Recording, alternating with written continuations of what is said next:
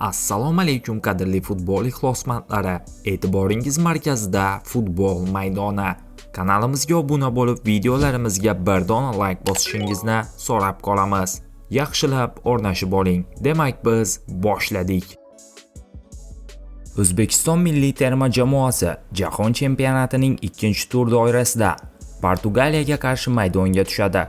Uchrashuv oldidan portugaliyalik himoyachi Ruben Dias O'zbekiston terma jamoasining o'yin uslubi haqida o'z fikrlari bilan o'rtoqlashdi. Kongoning 5 kishilik himoyasiga qarshi o'ynagan Portugaliya O'zbekistonga qarshi ham shunga o'xshash uslubga duch kelishi mumkin.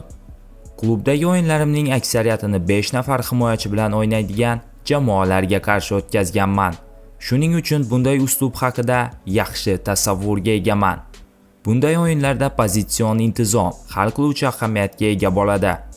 O'ylaymanki, o'z pozitsiyalarimizga rioya qilib va to'g'ri qarorlar qabul qilsak, farqni yarata oladigan yetarlicha sifatli futbolchilarimiz bor, dedi Ruben Dias. Ma'lumot uchun, O'zbekiston va Portugaliya o'rtasidagi bahs 23-iyun kuni Toshkent vaqti bilan soat 22:00 da start oladi. Taxminiy hisobni kommentariyada yozib qoldiring. Hamyurtlarimizga omad tilab qolamiz.